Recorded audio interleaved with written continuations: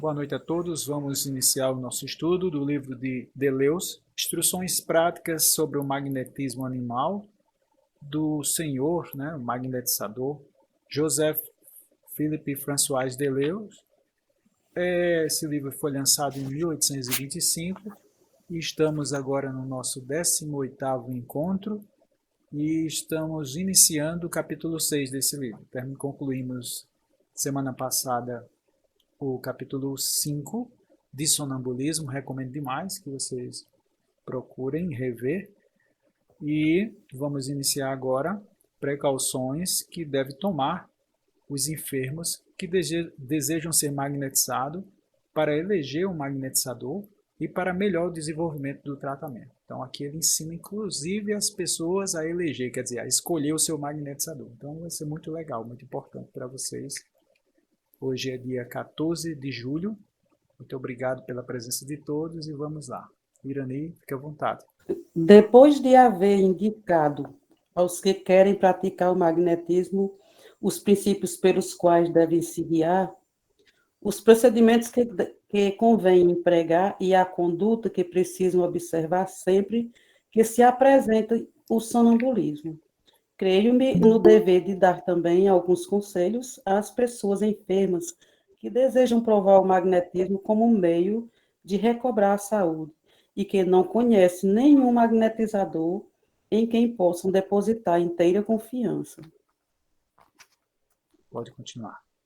Creio inútil advertir que, tratando-se de indisposições ligeiras e recentes, tais como uma contusão, um golpe de ar, uma enxaqueca, uma dor de estômago, em uma palavra, todas aquelas que não requeiram um tratamento prolongado durante muitos dias, pode-se prescindir das precauções que vou indicar.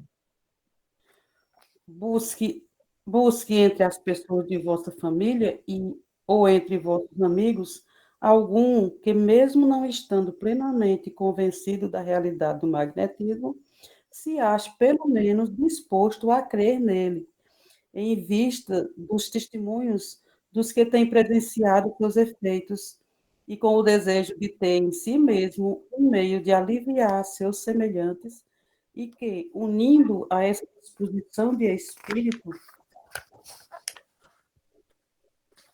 as qualidades que tem qualificado de essenciais em todo magnetizador, quer dizer, boa saúde, discrição, desejo do bem, um caráter pacífico e constância, e que possa dedicar o tempo suficiente em busca da vossa cura. Observe que Deleuze dá indicações importantes aqui na escolha do magnetizador, essas qualidades, Essas qualidades que faz com que tenha mais segurança com esses magnetizadores. Então, quando você ver um magnetizador que não tem boa saúde, claro que você não vai querer ser magnetizado por ele, né? Que tipo de fluido, que tipo de energia ele vai transmitir, né? Eu costumo dizer que já peguei pessoas com depressão querendo agir magneticamente em outra. Não se faz, isso não está de acordo com o magnetismo, tá? Então é importante observar isso, é de suma importância, tá? A descrição também, né? Que os magnetizadores ficam contando, tal, a não ser que eles estejam citando experiências. Por exemplo, quando eu conto, geralmente eu peço permissão, e quando eu não peço permissão, eu conto um caso sem falar nomes, a pessoa não sabe se for uma mulher ou um homem, né? Para justamente preservar a identidade da pessoa que a gente está magnetizando, né? Desejo de fazer o bem, né? Então isso está no pacote, né? Claro que quem quer magnetizar quer fazer isso. Tem pessoas que têm outras intenções, existe, né? Nesse mundo tem gente para tudo, né? Para se promover, enfim, tem outras situações aí. Mas observa, conversa um pouco e observa se essa pessoa realmente deseja fazer o bem, se ela está engajada na caridade, né? Nesse sentido assim de se dedicar ao próximo e não necessariamente para se promover, né? Um caráter pacífico, quer dizer, se a pessoa não for pacífica, o magnetismo acaba alterando a psique da pessoa para que ela também acompanhe o seu magnetizador. tá? Então, se ela for pacífica, o seu magnetizado ficará pacífico, ok? O contrário também acontece. Então, observa na influência, porque o magnetizador influencia, tá? Observa que essa influência é importante na escolha do seu magnetizador. A constância, porque é um tratamento, a gente não trabalha fazendo mágica, né? Pronto, deu um passo, está curado. Não é assim, né? Nós fazemos uma prática complementar. Então, ajudamos, inclusive, os tratamentos que a pessoa tiver fazendo, tá? Então, tem que ter essa constância. E a constância tanto do magnetizador, né? Então, Deleuze, em outro momento, ele cita, se você não pode continuar, não comece. Né? Porque o tratamento magnético requer continuidade. Então, você precisa estar ciente disso também. Possa dedicar o tempo suficiente em busca da vossa cura. Então, tanto o magnetizado como o magnetizador precisa estar ciente daquele tempo necessário para o tratamento. Eu preciso fazer um tratamento aqui rápido, porque aqui só pode ser 1 minuto. Não faça. Não dá para fazer nada em 1 minuto, gente. Desculpe. Né? O tratamento requer mais tempo.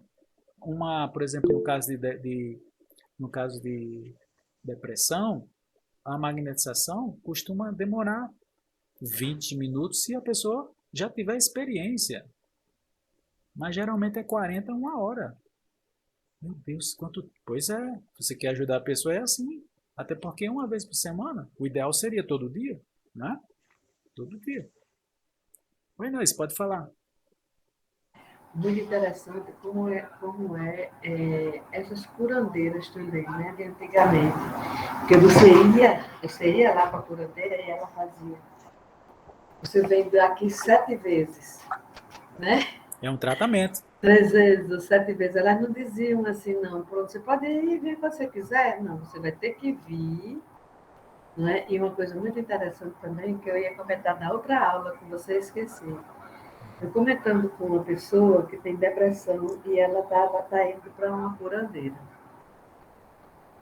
Entendeu? Porque a curandeira diz que o problema dela todo. Eu sei que isso é um erro da curandeira, né? É só inveja e mal olhado. Sim. Tá? Por isso que o pessoal suga as energias dela, que essa parte também tá certa, né? Que os depressivos não têm energia, né? Apesar de estar tudo bloqueado. E ela disse que sai muito bem de lá e pediu a ela para fazer mais de 1 vez na semana, né? E ela está fazendo 3 vezes. Ela não toma passe espírita porque é católica, aí não toma passe espírita, então não toma magnetismo. Mas vai para a curandeira, que é uma magnetizadora, né? Exatamente. Então, aí ela dizendo que melhorava, né? A mulher, ela melhorava, passava o dia muito bem quando saía de lá. Só que a gente vê o que é que ela faz, a curandeira? Dispersivo. A curandeira só faz dispersivo quando ela para na sua cabeça, ela para nos pontos, porque ela me disse aonde parava nos pontos, né? E os pontos que ela para são nos chakras, com exceção do esplênico, e ela bate, ela para o ramo, ela não para a mão. Ela não espalma a mão e fica ali com a mão parada, né? No centro de força.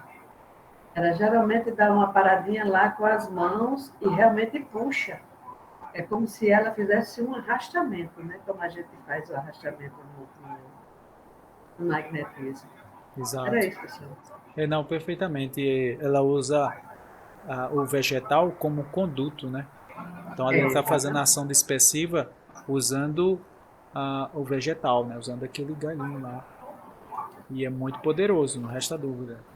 E eu recomendo por demais, né? Mas, claro que o tratamento magnético ajudaria muito também, né? Verdade, com certeza. Irani, você está aí? Sim. O mais vantajoso será encontrar um magnetizador entre os parentes, pois os laços de família contribuem a estabelecer a relação por uma simpatia física. E a confiança e a amizade que existe entre marido e mulher, entre mãe e filha, entre parentes próximos, tem produzido já esse efeito e esse abandono que deve unir o magnetizador ao sonâmbulo e que autoriza a continuação desses sentimentos quando o tratamento tenha cessado. Então aqui é interessante, pessoal, porque não serve só para o tratamento em si, mas o tratamento feito pelo familiar até fortalece os laços.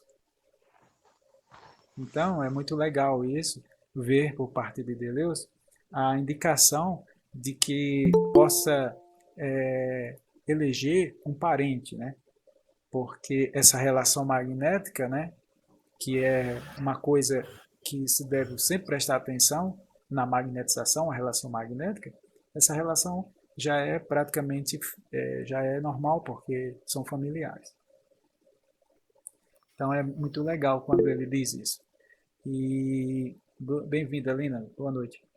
E também que esse processo, né, onde tem um familiar, pode ser muito bem empregado por nós magnetizadores. Se você não puder, ou se algum parente tiver essa predisposição em querer ajudar, como é que eu posso ajudar a minha mãe e o meu pai que está com isso? Então, cabe a nós, né, a gente ter essa possibilidade de ensinar esse parente para que ele possa continuar o tratamento nos dias que eu não possa. Né? E isso vai fazer com que o tratamento seja mais rápido. Tá? Então aí Deleuze fala sobre essa possibilidade de eleger um parente justamente para acelerar o tratamento. Né? Pode continuar, Irene, por favor. Tenho dito que as mulheres deveriam ser preferidas para magnetizar as de seu sexo, e acrescento agora que elas devem ser as únicas encarregadas de fazê-lo, exceto nos casos em que o simples bom sentido demonstre que seu empenho pelas pessoas de outro sexo é indiferente. Para demonstrá-lo assim, tenho excelentes razões. Ele recomenda que se faça dessa forma, porque no século XIX eles eram muito recatados, então era preferível que tenha magnetizadoras magnetizando mulheres. Tá? É a página 116.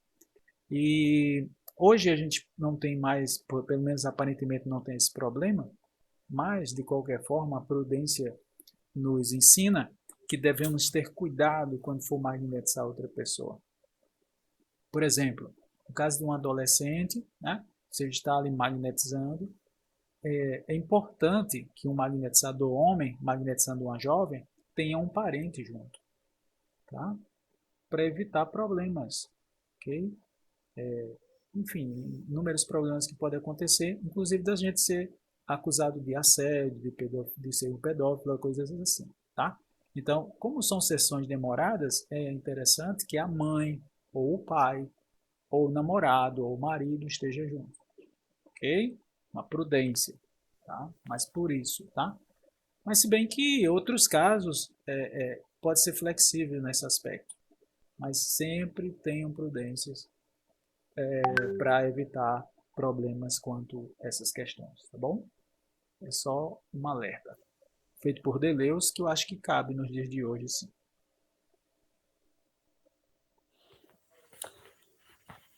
Aqui ele vai enumerar algumas razões, né, sobre esse assunto.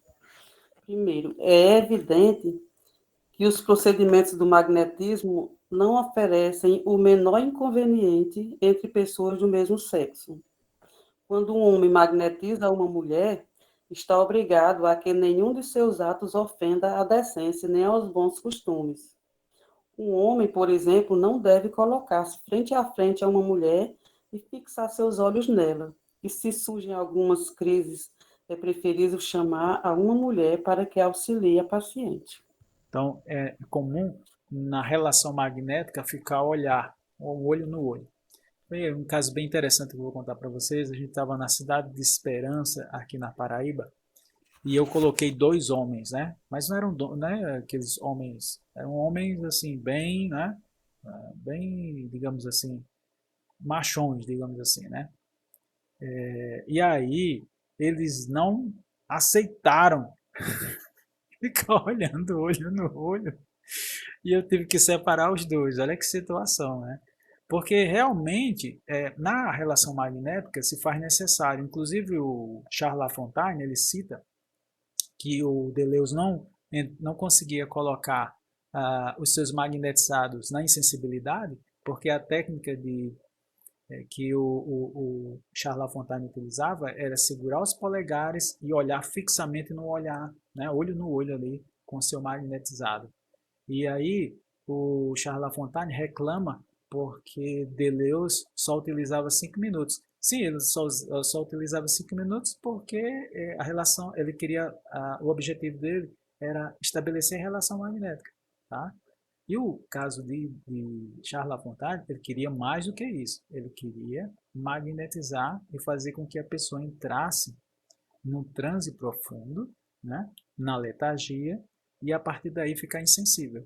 Né? Para que isso? Para fazer cirurgias, né, questão de dores. Tá? Então é muito interessante isso.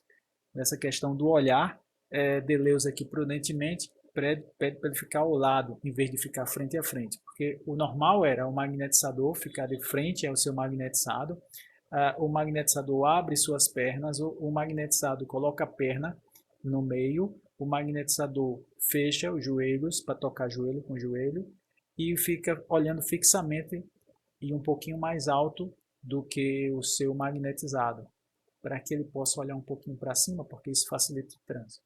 Tá? Então essa era a forma o método deles fazer. Né?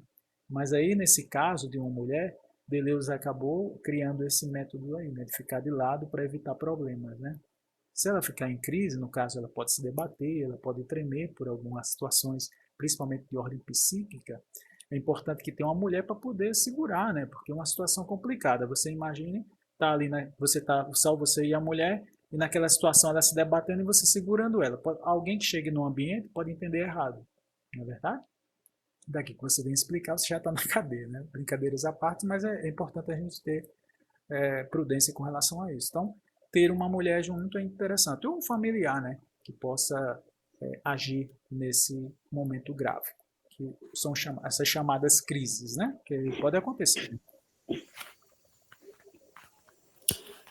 2. Quando o magnetismo se agrega ao sonambulismo, isso faz com que o sonâmbulo sinta um afeto muito vivo em direção ao seu magnetizador. Afeto ou inclinação que continua quando o enfermo está desperto e ainda segue depois de terminado o tratamento. Sei muito bem que esse sentimento é do mesmo gênero do que se consagra aos parentes mais próximos e que não envolve a menor ideia que possa ofender a moral. Porém, as considerações sociais se opõem a que uma jovem dedique uma amizade demasiado viva a qualquer pessoa que não seja seu pai, seu tio ou seu irmão.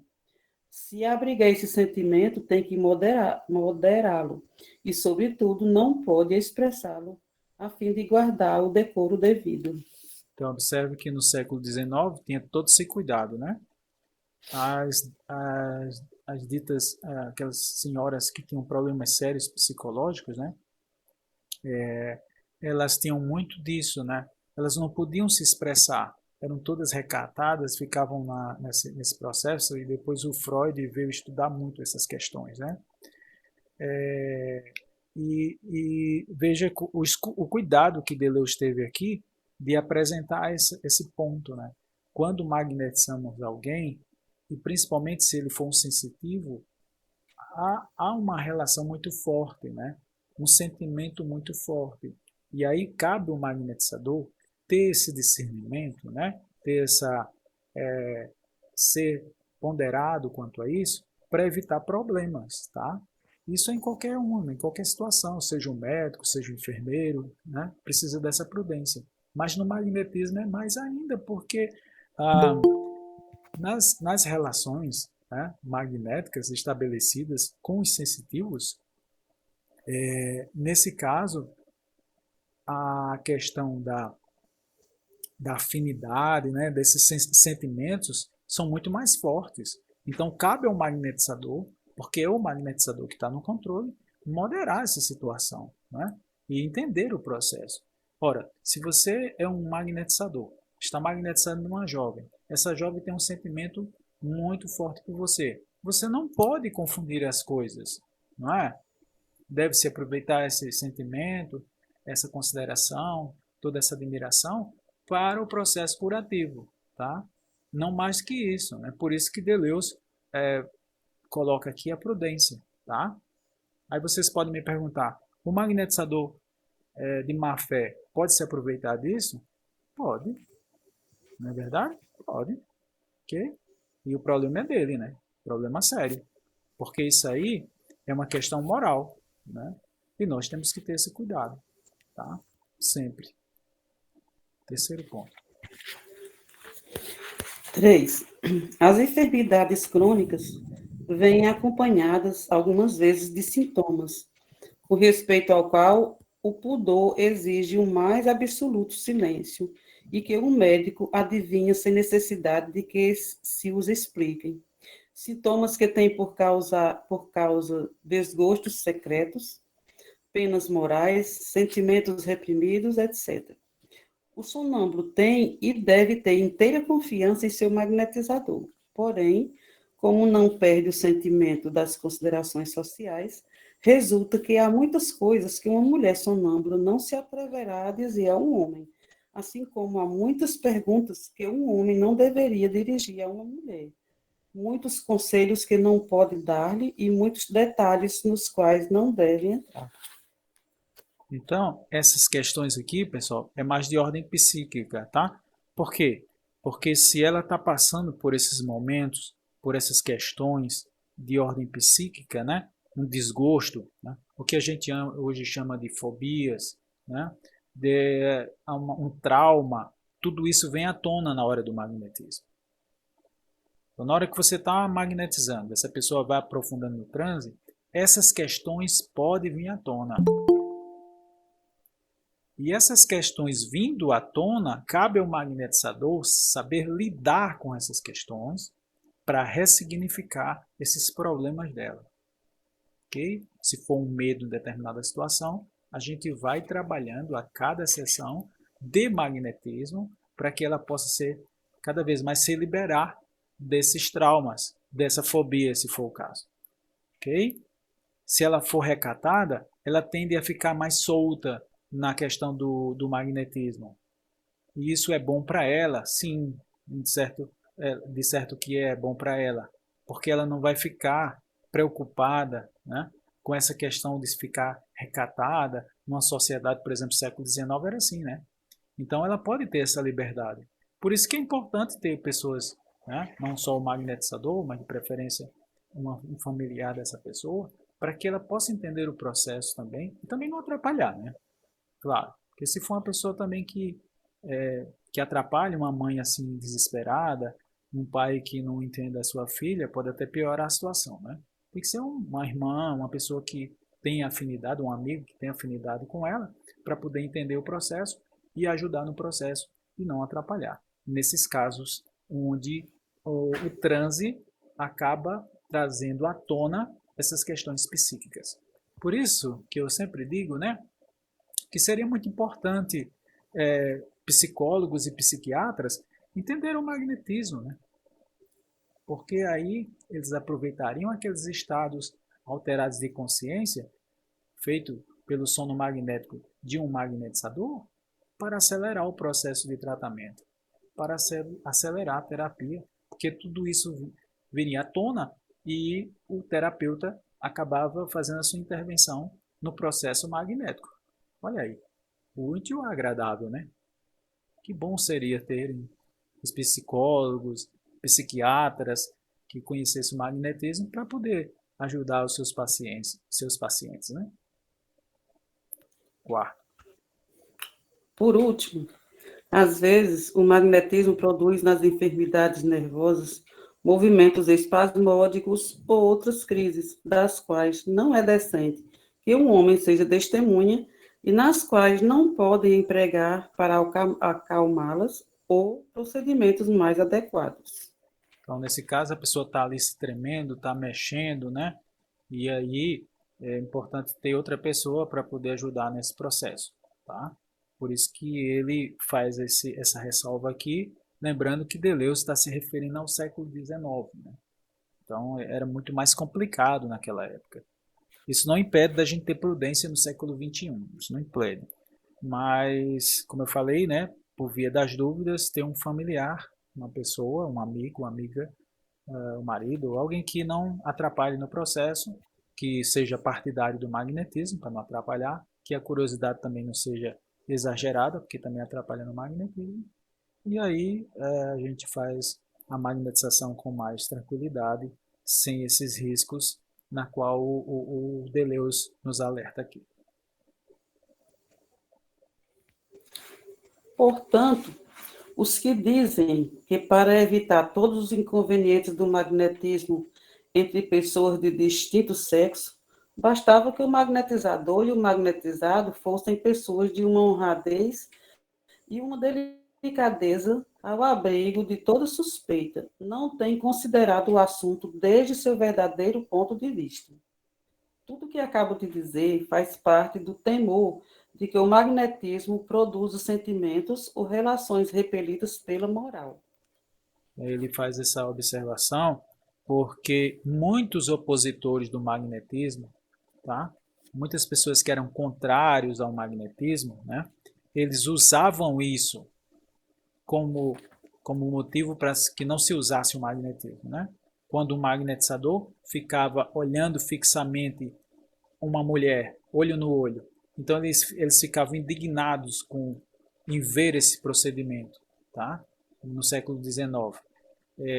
E aí eles aproveitavam a situação para ser contra. E aí Deleuze faz essas abordagens aqui para evitar esse tipo de problema. Aí tem uma observação, né, Irani? Sim. 43.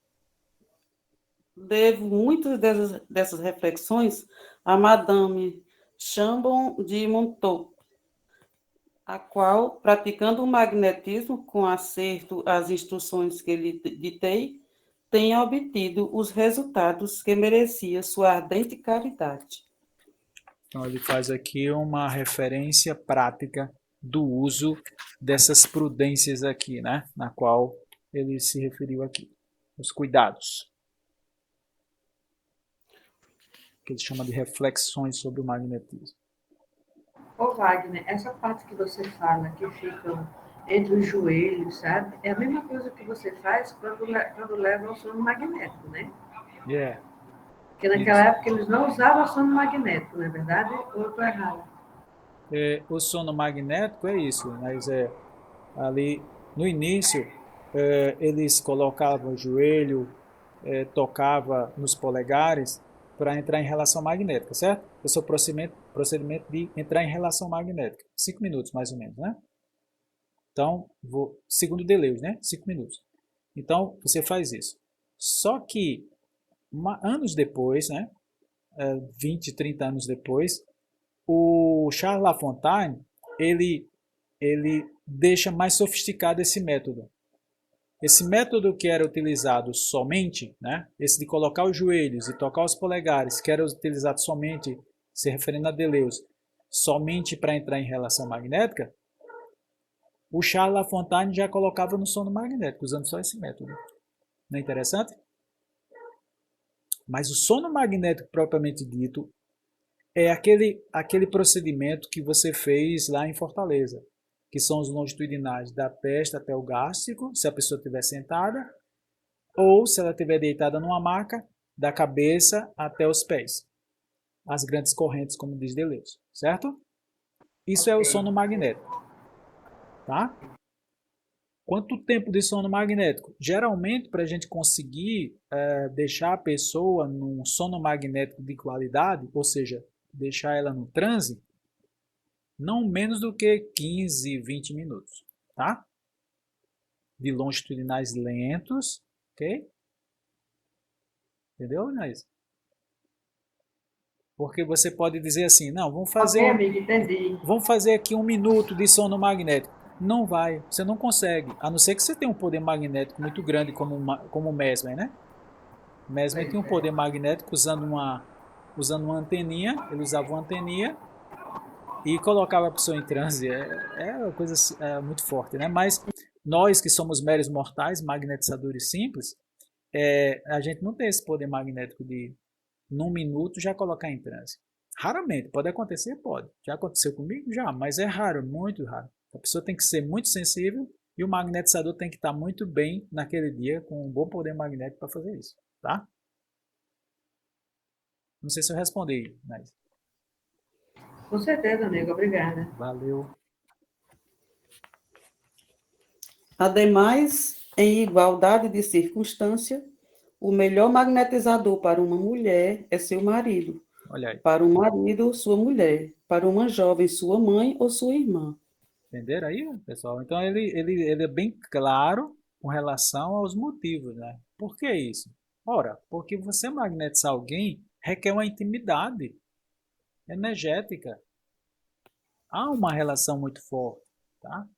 Ah, quer dizer que eu vou ter que eu só posso magnetizar meus familiares? Não, não estou falando isso. Mas é, é, seria de suma importância que todas as casas, como dizia Deleuze, né? Todas as casas tivessem um magnetizador no mínimo, né? Como a gente tem uma farmacinha com alguns remédios, não é? Então, e isso era comum na França, tá? Século XIX. Muitas casas francesas tinham magnetizadores. Por isso que a gente vê tantos relatos, tantas experiências descritas, seja na Revista Espírita, colocada por Kardec, seja nos outros livros de magnetizadores, como era tão popular, tão usado, né? Assim como as nossas rezadeiras aqui no Nordeste, né? Que elas fazem os seus processos belíssimos de tratamento e funciona muito bem, obrigado, e bom que tem. Na época da França tinha muitos magnetizadores em casa também, entre os familiares. Há, todavia, outra consideração que recomenda que uma mulher encontre um magnetizador em sua família ou entre as amigas, que vê com mais frequência ou as que lhe ligam maior intimidade. Não existirão os motivos de que vou falar quando a prática do magnetismo esteja mais geralmente estendida ou quando os médicos aconselham seu uso. Porém, no estado atual das coisas, não carece de importância. Então, na época, os médicos, muitos deles eram magnetizadores, por isso que muitos deles indicavam magnetismo. E hoje? Hoje tem as práticas integrativas e complementares, na qual eles já estão começando a indicar o magnetismo. Então, em breve, teremos essa mesma situação. Eu tenho fé. Eu sou uma pessoa muito otimista, né? Eu gosto de acreditar nisso, né? Eu sou esperantista, né? Eu tenho uma esperança, né? Sou uma pessoa que tem esperança, né? É pouco menos que impossível, sobretudo em um povoado pequeno, que um homem vá todos os dias à casa de uma mulher para passar uma hora com ela, sem que se observem suas visitas e sem que se imagine alguma coisa. Então, os curiosos dirigem ao magnetizador inumeráveis perguntas que lhe constrangem, e, a menos que a enfermidade não seja muito grave, os incrédulos se permitem brincadeiras de bastante mau gosto, não faltando pessoas indiscretas que falem à enferma da eleição que tem feito, podendo causar-lhe algum desgosto. As mulheres não gostam de fixar muito sua atenção, e os que as rodeiam e que têm aprovado o emprego do magnetismo com dificuldade podem impedir que se mostrassem contrariadas por ele. A prática do magnetismo não precisa estar rodeada de mistério algum. É muito certo, porém, nunca é demais prescindir de falar dele aos que não creem em sua eficácia. Então aí Deleuze fala sobre essa questão. Imagine você estar no interior, né, gente? Nessa cidadezinha do interior, e você vai magnetizar alguém, uma senhora, uma jovem, e vai todo dia passar uma hora lá na casa dela. O que é que essas fofoqueirinhas de aluguel vão dizer, né? Então é importante ter esse cuidado também, né? Ora, na época de Deleuze, ele ia na casa da pessoa. Eu já fiz isso, né? Uma senhora com câncer terminal também ia na casa dela, Até o João Francisco disse, Wagner, no caso dela é muito difícil, você vai ter que ir todo dia, né? E assim a gente tentou fazer. Tinha limites, e aí eu ensinei a filha dela, porque quando eu não conseguia, eu não tinha como ir, ela magnetizava a mãe. Mas é complicado, né? Eu entrava na casa dela, era no quarto dela, né? O marido é meu amigo, o marido, gente boa demais. Era no quarto dela, a filha estava ao lado. Uma situação assim na qual você se torna família, né? Eu quando ela desencarnou, porque ela passou ainda 6 meses, né? A gente tratando, graças a Deus conseguimos bons resultados, dar uma qualidade, né? Para que ela pudesse viver mais tempo e praticamente até hoje, né? A gente se fala como fosse um membro da família, porque realmente é muito delicado você adentrar a casa de alguém. Hoje a gente tem as clínicas, né? Hoje a gente tem, por exemplo, nós espíritas temos os centros espíritas, né? Então a gente pode recomendar que a pessoa vá no centro espírita, é muito mais cômodo. Mas existe caso, como esse que eu falei para vocês, que era um câncer, ela não tinha condição nem de sentar numa cadeira para esperar o tratamento magnético, então a gente resolveu ir. E eu não me arrependo jamais, porque quando a minha mãe teve câncer, em 96, eu não fiz nada porque eu era ignorante. Era espírita, mas não conhecia o magnetismo, né? Infelizmente. E em 2016, graças a Deus, Jesus me deu esse presente de eu cuidar a mãe de outra pessoa, né? Inclusive para ressignificar essa minha sensação de não ter feito nada pela minha mãe, eu fiz alguma coisa pela mãe de outra pessoa para tentar tirar um pouquinho da minha peso de consciência. Mas é sempre importante lembrar desses cuidados, né? Ter alguém da família junto, acompanhar o processo, ok? Por isso que ele recomenda que o ideal seria que o marido magnetizasse. Bom, se ele não é magnetizador, mas se ele for partidário do magnetizador, não quiser magnetizar, também é a escolha dele.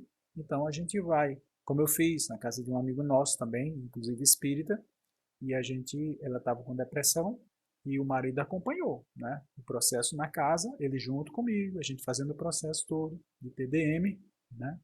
Que será o nosso seminário em Teresina, se Deus quiser. Próxima semana, e a gente fez lá na casa dele, tá bom? Wagner, aqui tem a continuação da notinha que começou na página anterior, Ah, tá. da madame lá. Ai, por favor.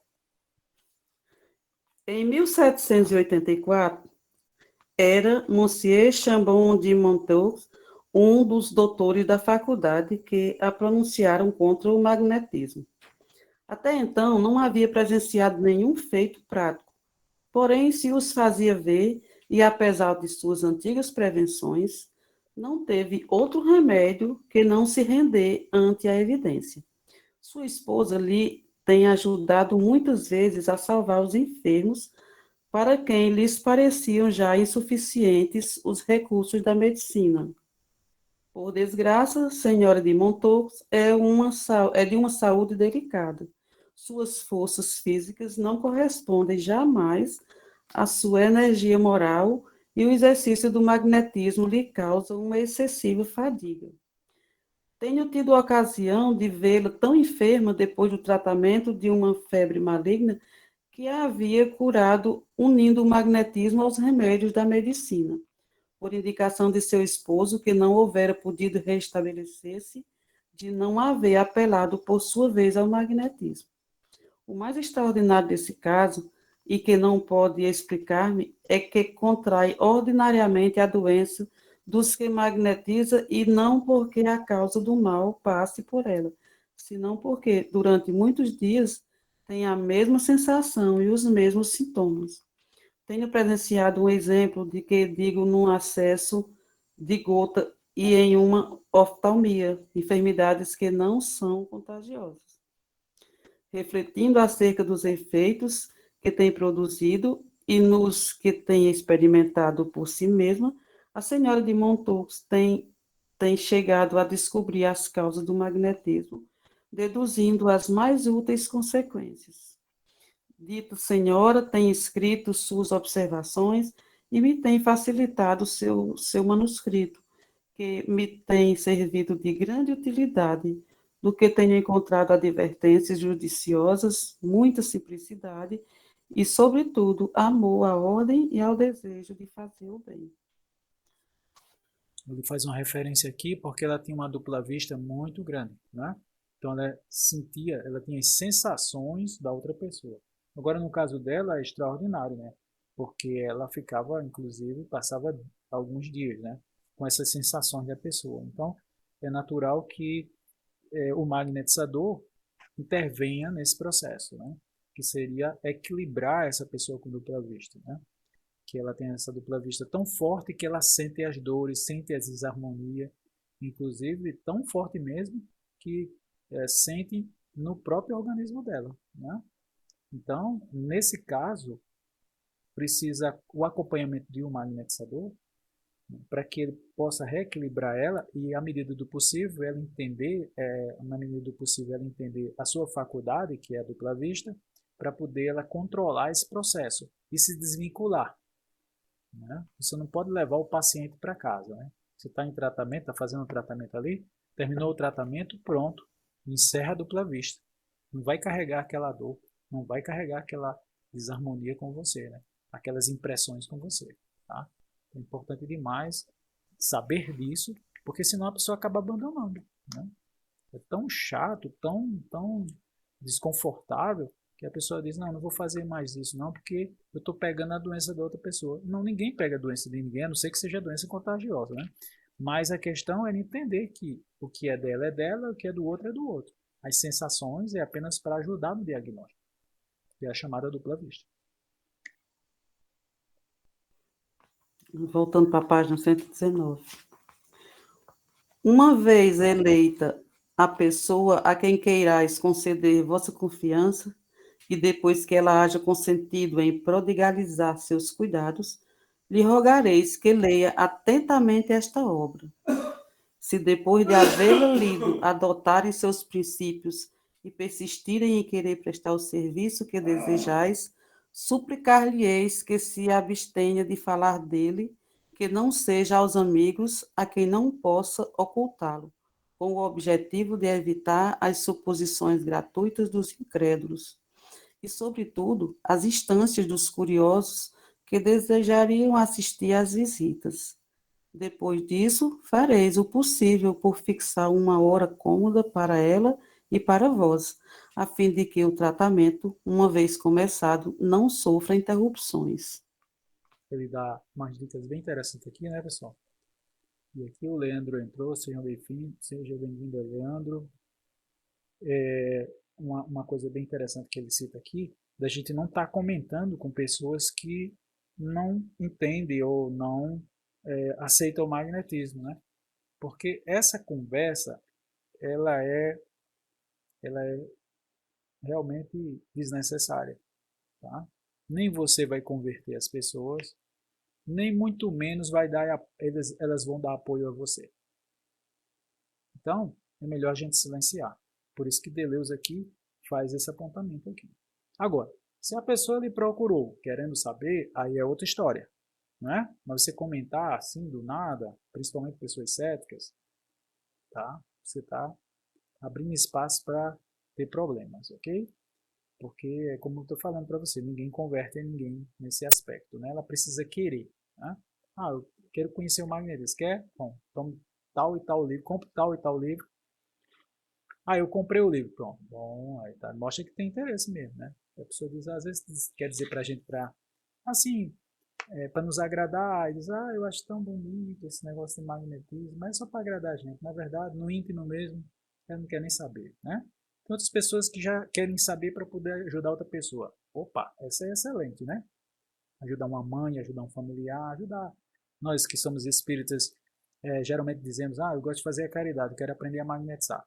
Perfeito. Não tem caridade maior, eu acho, ao meu ver, do que ajudar na caridade em forma fluídica, né?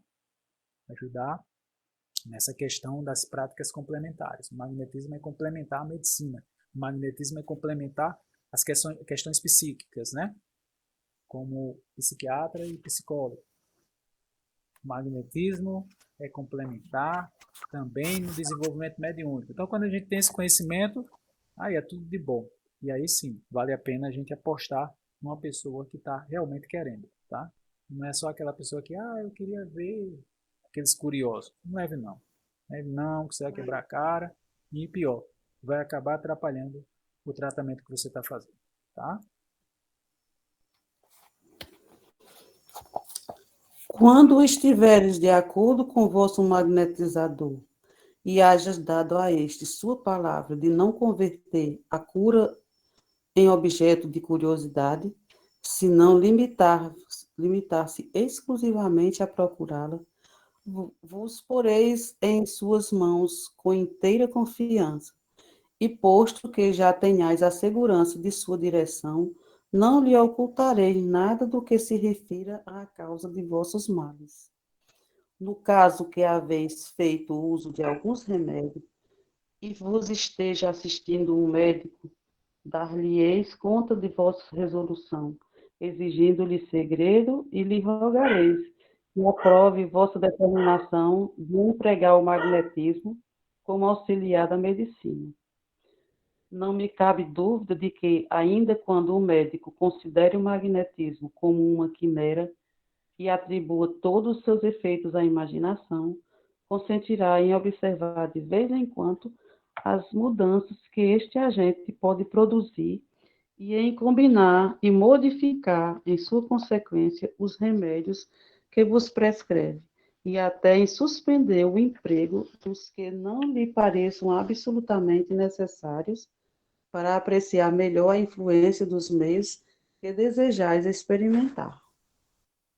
É interessante isso aqui porque, no caso da senhora que eu falei para vocês, do câncer, ela, o filho era médico e o filho dava morfina para ela, né?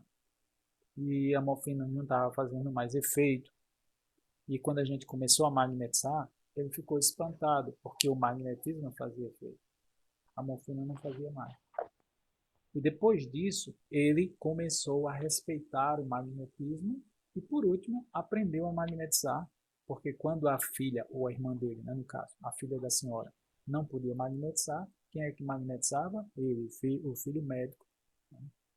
Ele faz transplante de bexiga, né, câncer de bexiga e tal, trabalha com isso no hospital aqui em Campina Grande. Então, é interessante esse tipo de coisa, né? Que nós podemos, de certo, trabalhar em conjunto, e que bom é trabalhar em conjunto com a medicina, tá? O médico e a prática integrativa, né? Complementar, que é o magnetismo, tá?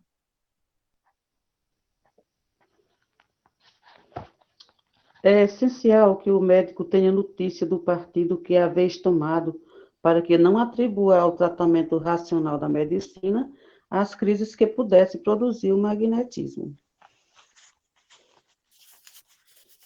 A ação do magnetismo é muito insuficiente nas enfermidades graves e tem necessidade de que lhe ajudem os remédios que o médico tão só pode indicar. Algumas vezes o magnetismo produz os efeitos que se desejavam obter de um medicamento que se faz inútil nesse caso. Por exemplo, se deveria dar ao enfermo um vomitório às 6 da manhã, se lhe magnetizam às 5, sobrevém o vômito e então se prescinde do remédio. Se prescreve o ópio para a noite, com o objeto de acalmar dores agudas e fazer que o paciente concilie o sono, como depois do magnetismo aquelas têm cessado e o enfermo dorme tranquilamente, é desnecessário o ópio. Por vossa parte, fazeis bem, porém, não terá motivo o médico para pressentir-se se lhe deixais ignorar que não haveis seguido suas prescrições e lhe ocultais misteriosamente a causa que vos tenha determinado a apelar a outro sistema de cura. É legal isso aqui, né? Porque, por exemplo, essa questão aqui, eles usavam o ópio para dormir, né? Era a medicina da época, né? E, e é interessante porque o magnetismo já ajuda no sono. Então, quando eu chegava na casa dessa senhora, a gente está falando dela muito hoje, né? Bom, Mas quando eu chegava na casa dessa senhora, que ela tinha muitas dores e tal, do câncer já avançado, ela olhava para mim muitas vezes, aquilo me emocionava, né? E dizia assim: ai, Wagner, que bom que você veio hoje, né? Hoje eu sei que eu vou dormir. Porque no magnetismo a gente já ganha uma boa noite de sono. Então é muito legal esse tipo de coisa.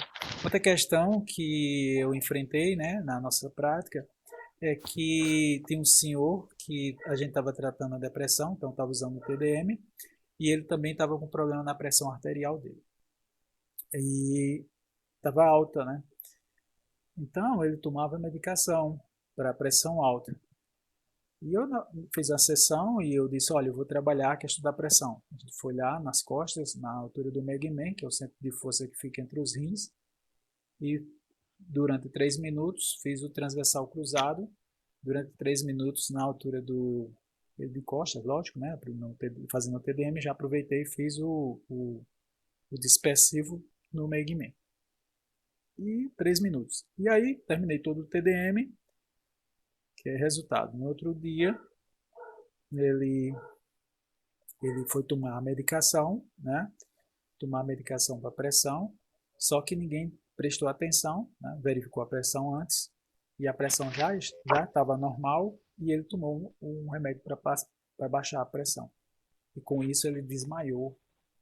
No outro dia, quando eu fui magnetizar ele, o filho evangélico estava no portão, muito assim, meio contrariado, eu notei, e disse para mim, cuidado, o que você vai fazer com meu pai? Ele desmaiou porque você fez esse negócio aí, né, que eles chamam de negócio aí, né, e ele desmaiou, e na verdade tinha sido isso, né, a pressão já estava normal, tomou a medicação, a medicação baixou, e aí ele desmaiou, a pressão baixou demais. Ele foi ao médico, o médico passou uma medicação para pressão somente para manutenção, ou seja, um medicamento a menos, né? Então, o magnetismo faz isso, né, gente? É bom sempre ficar alerta quando você fizer um procedimento qualquer. No caso daquela senhora também, ela como ela teve um problema também no fígado, então a ferratina, a dosagem lá nos exames estava muito alterado. E a gente trabalhou o fígado dela e a ferratina, né, que é a substância que é gerada pelo fígado, né? Essa substância normalizou também. Outra forma que o magnetismo pode atuar. Entre inúmeras, né? Eu só citei algumas aqui.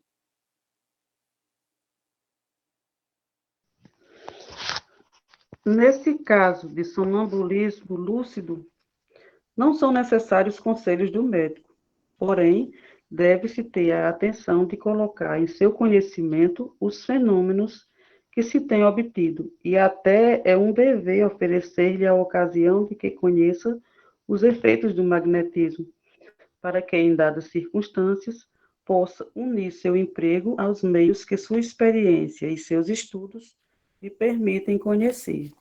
Então, aqui, o sonambulismo é muito importante porque a, a pessoa que está em tratamento e ela tem essa lucidez sonambúlica, com essa lucidez, ela consegue ver os órgãos internos dela, ela consegue dizer o que está acontecendo, ela consegue orientar como o magnetizador pode fazer, né? É por isso que Deleuze cita que o sonambulismo foi um avanço para o magnetismo, porque essas técnicas magnéticas, que muitas vezes as pessoas criticam sem saber o que é, né? Essas técnicas magnéticas foram trabalhadas, indicadas por esses sonâmbulos lúcidos em seus próprios tratamentos e foram ensinadas de magnetizador para magnetizador. E os próprios sonâmbulos, né, as pessoas que estavam doentes, que tinham essa faculdade de sonambulismo e tinham essa lucidez de ver seus órgãos internos, começavam a descrever o que é que estava acontecendo na hora da ação magnética. E é por isso que eles ajudavam no processo, ajudava durante o processo de tratamento. Tá? E aí, como Deleuze coloca aqui muito bem, seria muito interessante que os médicos acompanhassem também, já que ele tem acesso a essa ressonância magnética natural, né, feita por um sonâmbulo. Então, o sonâmbulo é uma ferramenta muito importante nos tratamentos, tá? E se você encontrar um sonâmbulo lúcido, é interessante depois que ele tivesse curado, depois do tratamento realizado, ele estiver bem, a gente convidar esse sonâmbulo para trabalhar conosco. Assim como faziam os magnetizadores clássicos, né? Entre eles, o próprio Marquês de Ponsegui, que ele reclamava, inclusive, que não tinha o tato magnético, né? Ele tinha a necessidade de ter um sonâmbulo para fazer os diagnósticos. Hoje a gente tem um tato magnético, mas de certo que o sonambulismo é muito mais sofisticado, preciso, importante que o tato magnético. Lógico, a gente não vai dispensar o tato magnético, porque o sonâmbulo pode dizer uma coisa e a gente confirma com o tato. É até melhor para a gente fazer o nosso exercício de tato, porque nem sempre a gente vai ter aquele sonâmbulo à disposição. Mas, se a gente tiver um sonâmbulo trabalhando conosco, ai meu Deus, é tudo de bom nos tratamentos magnéticos de saúde. Nas pesquisas também, né? Diga-se de passagem. Irani. Tenho indicado as resoluções e as medidas que devem ser tomadas antes de começar o tratamento. Vejamos agora como terá que proceder quando este tenha começado. Muito obrigado Qual a foi o todos parágrafo que vocês. parou mesmo, Irani? Paramos Diga na aí. página 120, no penúltimo parágrafo. E a gente vai repetir Ok. ele, tá? Certo, tá bom. Valeu, Inaís. Ok, meu querido. Vou ficar aqui um